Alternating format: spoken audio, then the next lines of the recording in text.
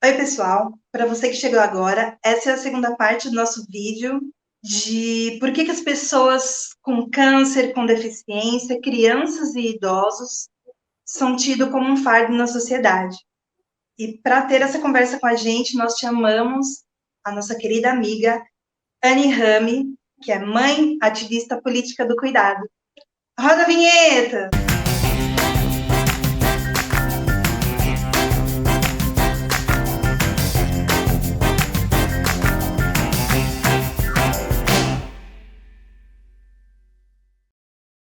Anne, muitas vezes, nós, pacientes oncológicos, somos vistos assim como estivéssemos assim com o pé na cova mesmo, sabe? E as pessoas que chegam para cuidar da gente chegam com um olhar assim bem piedoso, um olhar assim, ai meu Deus, essa pessoa vai morrer, eu preciso estar com ela, eu preciso cuidar dela.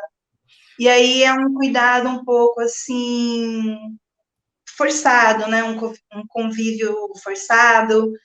Comigo aconteceu uma coisa muito engraçada, porque quando eu recebi o meu primeiro diagnóstico, que era um diagnóstico muito feio, que eu tinha de 3 a 6 meses de vida, o que eu recebi de bilhetinhos e e-mails me pedindo desculpas, e aí eu dava muita risada, pessoas me pedindo desculpas por várias coisas, assim, e eu achei isso incrível, né, essa comoção das pessoas, né, quando elas sabem que a gente pode morrer, né? Ou seja, elas não fazem ideia que elas mesmas podem morrer a qualquer momento, né? Nós estamos aqui na vida para jogo, então qualquer uma de nós pode morrer a qualquer momento, não só quem tem câncer.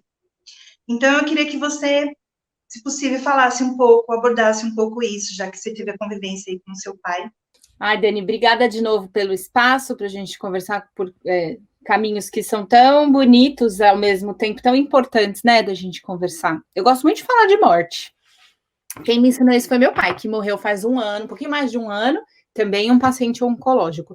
Eu já contei lá na primeira parte do vídeo, né? Ele ficou mais de 11 anos em tratamento de um câncer que começou na próstata, depois foi para a bexiga, e no finalzinho da vida dele ele já estava com metástase no pulmão. O que a gente começou a conversar, né, sobre o cuidar, agora ganha uma outra perspectiva nessa conversa de agora, que é a gente pensar que muitas vezes as pessoas oferecem atenção, oferecem carinho, oferecem cuidado para um paciente de câncer por culpa, né? Quando você diz, eu recebi esses bilhetinhos me pedindo desculpas, as pessoas entraram numa paranoia de culpa. Ixi, vai que ela morre, como é que eu vou ficar com a minha própria consciência? Então, não é uma preocupação genuína com o outro, né? É uma preocupação consigo mesmo. E o que é o reflexo de uma sociedade absolutamente imatura e egocêntrica que é a nossa, né? A gente tá sendo criado tão descuidado, tão desatento das próprias emoções, em situação constante de violência, que chega na vida adulta cada um por si. E é por isso que as pessoas reagem desse jeito. Um paciente de câncer, eu vi tantas histórias bonitas acontecendo, e muito tímidas, muito quietas e muito invisíveis sob esse manto do tabu que cerca os pacientes de câncer e os pacientes terminais, né? As pessoas, porque pacientes, né? As pessoas que estão nessa fase da vida. Como você muito bem disse, a gente não sabe quando ninguém vai morrer, né? A gente tem, quando uma pessoa tá diante de um como estava meu pai, nas últimas semanas da vida dele, a gente já tinha bastante clareza de que a vida dele não ia se estender muito. A gente sabia que isso ia acontecer com ele. Obviamente que no caso dele, o cuidado não foi oferecido por culpa, mas porque no nosso entendimento, especialmente meu, da minha mãe, quem estava próximo dele ali, que era eu, minha mãe, 2 tias e meu marido, já não tem uma família muito grande, é a ideia de estar com aquela pessoa para apoiar uma transição para o ciclo da vida. E eu descobri ali, a morte faz parte da vida, não tem como desassociar uma coisa da outra. Então, como eu contei no primeiro capítulo, eu tive 3 crianças e tive um profundo conhecimento sobre o que é esse portal do chegar à vida, né? Eu fui veículo, eu fui nave como mãe biológica dos meus filhos, eu vi isso acontecer, os bebês chegando à vida. E da mesma forma, eu vi o meu pai se despedindo da vida. Por quase que eu não vi mesmo, porque ele estava lá doentinho, eu falei, chegou a minha hora de tomar banho, a gente estava revezando, né? Eu fui para casa tomar um banho e minha mãe me ligou a hora que eu cheguei em casa. Ela falou, corre para cá, volta que você vai perder.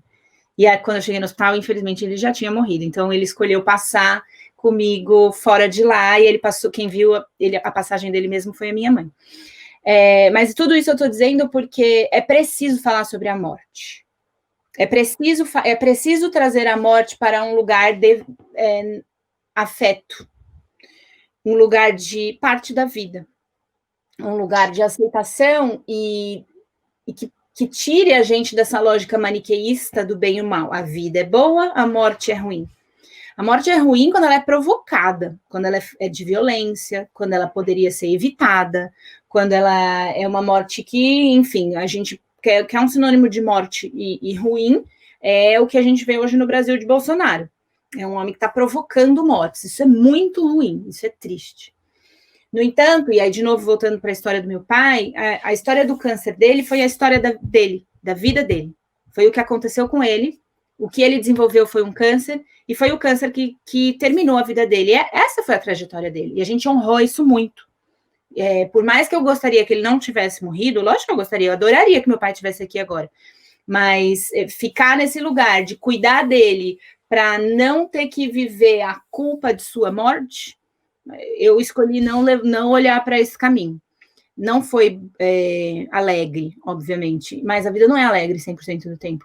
Às vezes a gente passa por esses momentos e a gente tem que lidar com dignidade. Então, eu acho que é um pouco isso, no final da vida, quando esse final está mais previsível, ele tem que ser um cuidado de dignidade, ele tem que ser um cuidado de amor efetivo e não de ego. Faz sentido o que eu falei, Dani? Faz muito sentido o que você falou, Anne, porque eu costumo dizer que eu tive o privilégio de estar nas duas pontas, né? Eu fui cuidadora do meu pai faleceu de câncer no pulmão, eu cuidei dele durante 7 meses, mas ao longo eu cuidei do meu pai desde quando minha mãe faleceu. Minha mãe faleceu quando eu tinha 19 anos.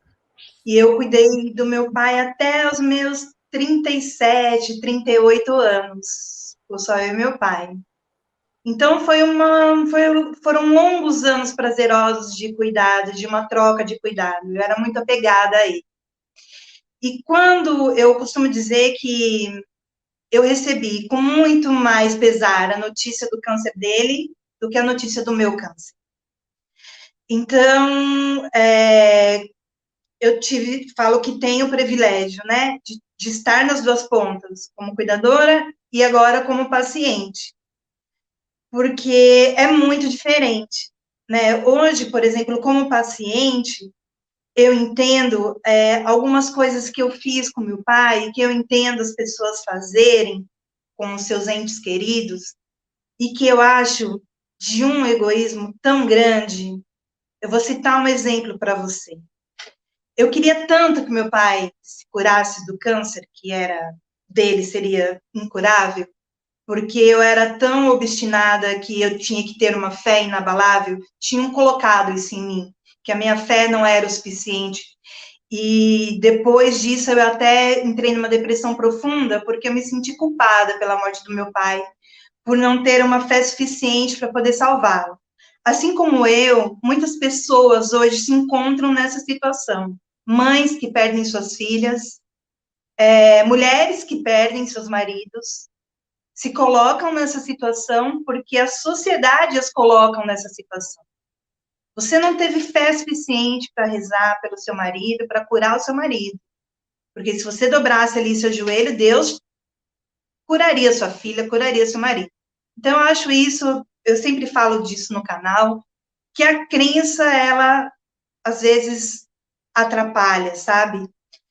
E uma outra coisa é que, por exemplo, às vezes, eu privava meu pai, quando ele estava bem, dele comer algumas coisas que ele gostava, pelo simples fato de querer salvar a vida dele, de achar que aquela comida era muito forte para ele. Eu fui entender isso nos últimos 15 dias de vida dele, porque eu fiquei 45 dias com ele em um hospital que se chama Recanto São Camilo, que é bancado pelo SUS, que é um hospital para doentes terminais aqui em São Paulo. E quando os pacientes do ICESP chegam a um estado terminal, eles mandam a gente para lá, para que o paciente possa ter um mínimo de dignidade. E eu cheguei lá enfim, cuidei do meu pai, pude cuidar do meu pai com muito mais amor e muito mais dignidade, porque ali nós não estávamos em um hospital, estávamos em uma casa. Então, ali nós fazíamos torneio de dominó, eu pegava os outros pacientes, colocava para tomar sol também, não era só meu pai, era um cuidado coletivo mútuo. E isso eu fazia questão de levar para os outros pacientes que eu sabia que não tinha também. Isso é o cuidado, né? Então, e fica um alerta, acho que aqui com o meu depoimento, para as pessoas que estão passando pelo câncer hoje com seus entes queridos. Eu sei que é muito difícil, eu sei que é muito doloroso, porque às vezes a gente não aceita que está perdendo aquela pessoa. Mas não é uma perda, né? Foi o que você falou, é uma transição da vida. Se a gente observar a natureza, você vê claramente uma semente, você vai ali e cuida dela, a semente vai, ela vive, ela floresce, e de repente ela tem o ciclo dela, e ela lindamente completa o ciclo dela, e se encerra aquele ciclo, e, e pronto, nem por isso foi um ciclo feio, né? Nem por isso foi um ciclo que merece ser desmerecido. Então, eu honro muito a minha vida e honro muito a minha terminalidade. E quando eu falo isso, as pessoas falam que eu sou de pouca fé. E eu não acho que eu seja uma pessoa de pouca fé, pelo contrário. Eu tenho muita fé.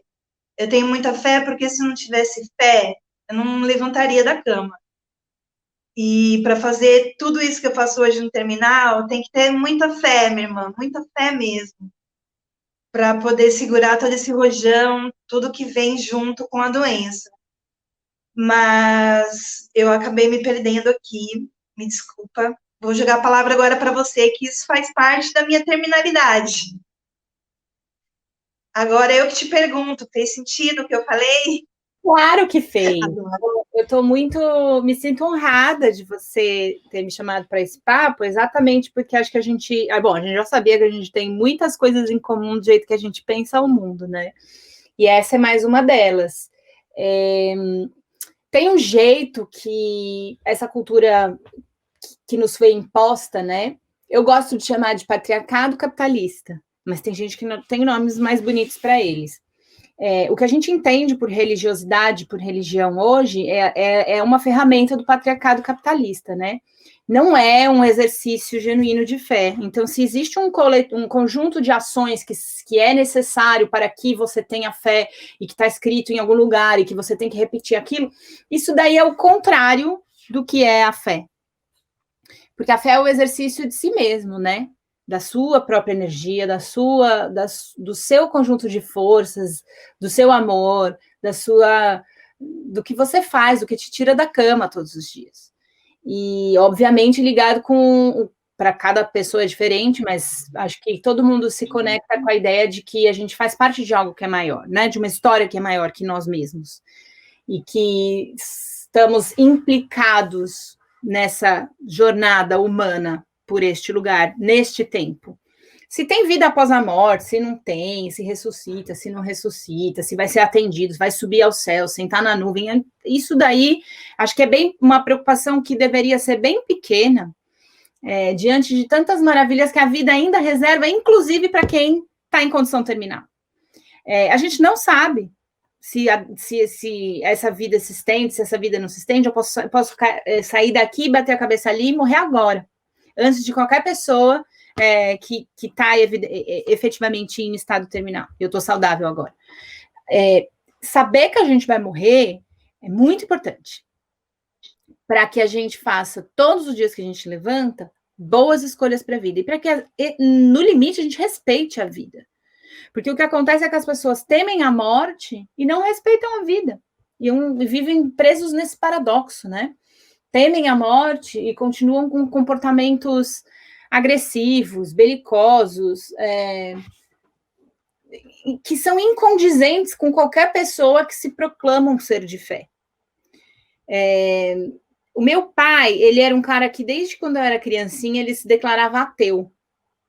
E aí, conforme ele foi envelhecendo e tal, ele foi ficando um pouco mais molinho, um ateu molinho, que depois começou a entender um pouco desse lado, dessa jornada mística que é a vida, né? E aí, logo no finalzinho da vida dele, eu perguntei para ele, eu falei, você tá com medo? Primeiro, essa história da gente conversar sobre a morte dele já é muito antiga. Quando ele primeiro ficou com câncer, ele já achou que ele ia morrer daqui a 1 ano. Assim. O médico falou, isso aí é 2 anos. Ele durou 11.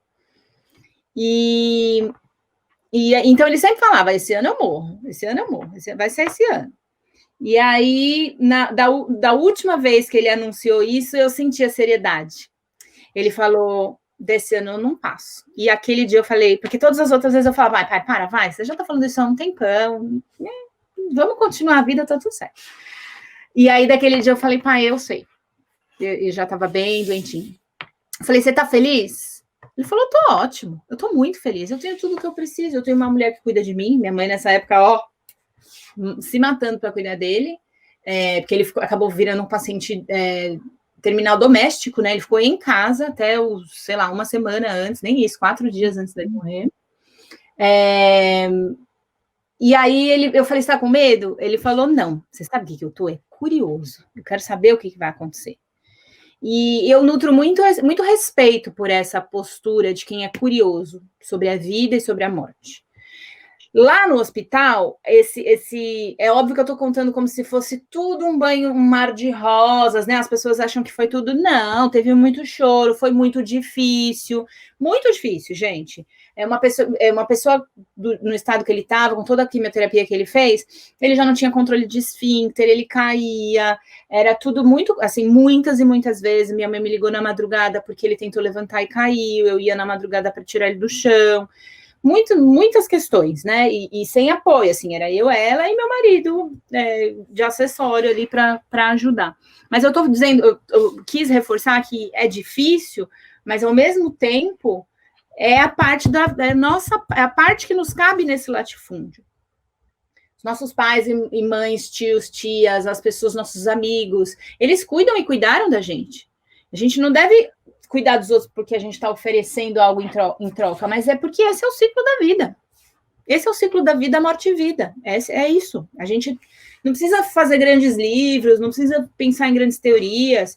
É uma aceitação, assim, tranquila de que, puta, é isso mesmo. É óbvio que eu participei dessa história cumprindo a ordem natural das coisas, que para mim é muito simples falar como uma filha que cuidou de um pai, enterrou um pai, né? Porque daí morreu, teve todo o reconhecimento de corpo. Quem já passou por isso sabe, né? Escolhe a roupa, vê a enfermeira. Eu participei dessa hora de ver a enfermeira colocar roupa nele, depois caixão, escolhe o caixão, não sei o que lá, que ele fez todo o processo típico, né? Acho que nas culturas ancestrais não era assim que fazia. Eu penso que falta um pouco dessa ritualização mais poética da morte para o ser humano, né? Mas até me dá tristeza de falar isso, porque eu sei que hoje em dia a morte ainda está mais banalizada, né? As pessoas hoje morrendo de Covid não têm direito nem aos seus enterros, nem a seus velórios, nem a seus entes queridos. Eu acabei de perder um tio de Covid que não teve velório, né? A família estava toda contaminada, não pôde vê-lo, enfim. A gente sabe que de histórias tristes a gente tem um dicionário, né, nessa coisa do Covid, uma enciclopédia. O Covid nos deixou uma enciclopédia de histórias tristes. Mas voltando ao finalzinho da vida do meu pai, e assim foi. E assim foi ritualizar essa passagem dele do jeito mais respeitoso que a gente podia. E eu lembro que quando eu voltei, ele foi cremado, né? E eu trouxe a cinza, quando eu depois fui buscar as cinzas dele de volta, eu pensei muito nisso, em como foi edificante para mim que fiquei. É muito fácil eu falar, como eu disse, né? A ordem natural das coisas era isso que eu ia dizer. Às vezes eu também me perco, viu, Dani? Nem tô fazendo nenhum tratamento. Eu não sou uma mãe enterrando um filho, né? Então, isso para mim ainda é um tema que, ainda que seja legítimo e necessário discutir, ainda me pega muito esse tema quando a morte subverte a ordem. Então, isso é um troço que eu fico eu penso, como eu disse, eu gosto de falar de morte, penso muito na morte, mas não é um negócio que eu estaria preparada da forma como foi com o meu pai, se eu tivesse que passar por isso com um dos meus filhos. E, portanto, toda a minha admiração para todas as pessoas que estão nesse lugar hoje, e meu convite para que falem mais, né? Assim como você hoje está abrindo esse espaço para mim, e eu estou falando mais do que a boca, mas o que a gente precisa é escutar de pessoas como você. Como que é que vocês querem ser tratados? O que é que um paciente de câncer precisa?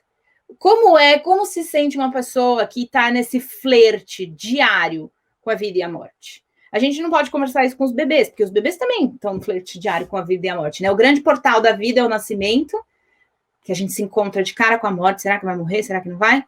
E depois ele lá no fim da vida, de novo, esse outro portal. E a gente pode conversar com essas pessoas, porque essas pessoas falam. Essas pessoas podem contar pra gente como é que é. E é esse tipo de cuidado que a gente luta para ter, sabe? Para que as pessoas olhem para a gente e perguntem para a gente o que a gente quer e não decidam por nós. Então, isso é uma parte fundamental do cuidado com o paciente oncológico, acho que com qualquer ser humano, sabe? Mas principalmente as pessoas com câncer, que são. As pessoas evitam, né, falar até a palavra câncer, né? Dá medo. Tabu. Você já é um tabu. Nossa, tá com câncer, com certeza vai morrer. Bom, em relação ao meu câncer, eu sei da minha caminhada, né? Assim, eu sei da minha trajetória. Tenho meus 2 pezinhos bem no chão, eu não fico me iludindo. Né? Então, o que eu procuro fazer por mim? Isso que você falou, sabe? Viver a minha vida.